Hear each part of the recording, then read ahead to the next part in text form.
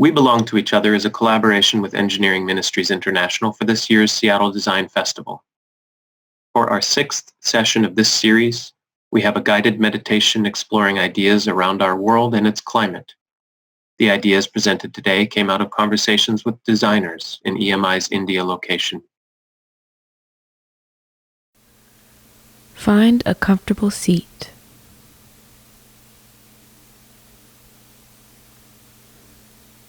Settle into your breath.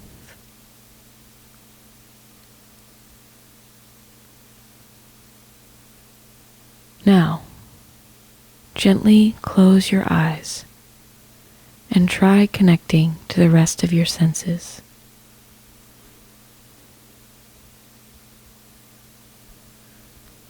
Allow the world to flood in through your ears. Let the air settle on your skin.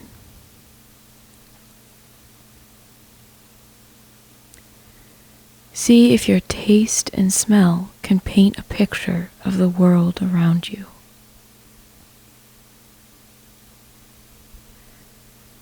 Focus your attention on a single sensation. It doesn't matter which one you choose. How does the world appear from this side of consciousness?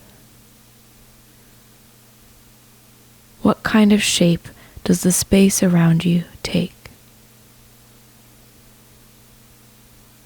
Does the world feel more expansive or shapeless? Or is there a sense of intimacy with the air surrounding you? Does your perception of the world change based on your selected point of view?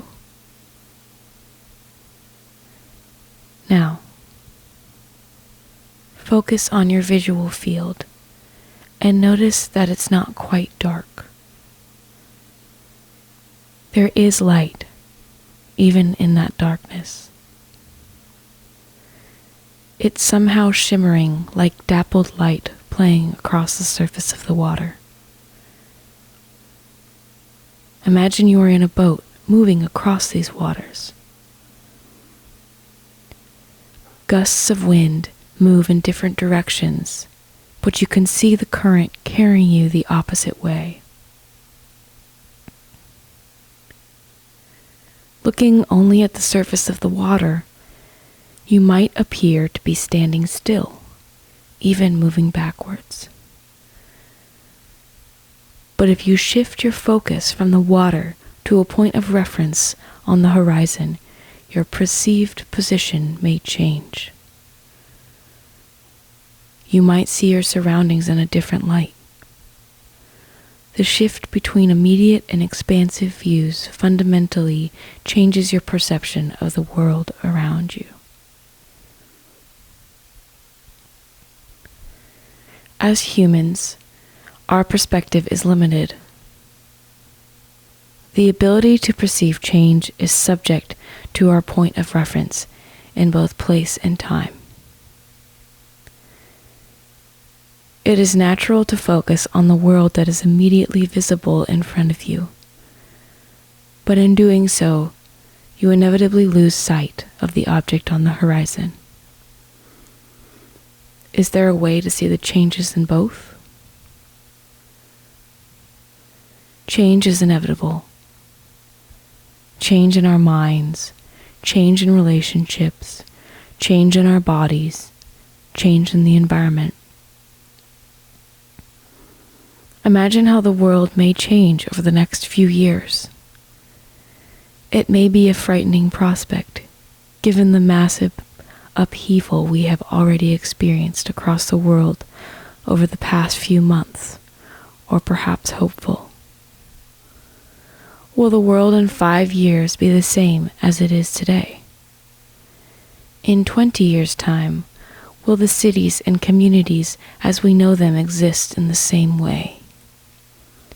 50 years from now, will the plants, animals, and natural wonders we see today still exist for future generations to enjoy and cherish? These are rhetorical questions because we know there will be change. Even if we recognize the inevitability of change, we can still be confounded by it. We wonder what can actually be done to ensure that it is positive change. We weigh this against other priorities and then we concede. We've told ourselves it is human nature to push the limits of what is most feasible, depending on what is most convenient or cost-effective, or what is acceptable according to legal structures. As this narrative is coming up against the structures of our natural world, what perspectives will we take, and how will we act upon the changes to come? No single one of us is responsible for solving climate change, and yet we as individuals are the starting place.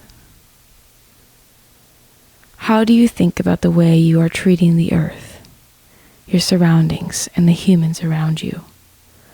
How do you balance your immediate needs with long-term stewardship? How do we expand our thoughts and conversations beyond news articles, opposing narratives, melting ice, and CO2 emissions? How do these concerns relate to loving and caring about our neighbors, our children? What does it mean to take care of the earth, ourselves, and one another? And might these be intertwined? Connecting the care of nature and our neighbors begins when the boundaries of community extend to include the soils, waters, plants, and animals, or collectively, the land.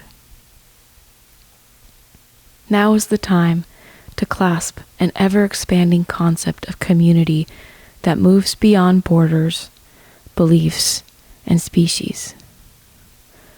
While we as individuals cannot solve climate change alone, our solutions exist in the embrace of our interconnection. Thank you for joining us for the 6th session of this series. All of the programs from this past week are available on Spotify and YouTube.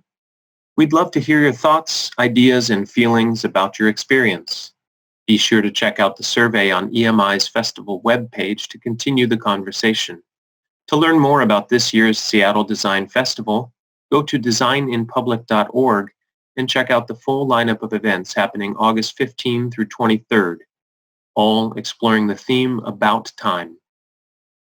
EMI is a nonprofit Christian development organization that brings together teams of volunteer architects, engineers, surveyors, and construction managers.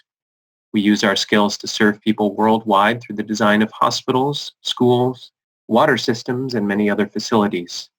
Check out the opportunities and adventures listed on our website and reach out to us today.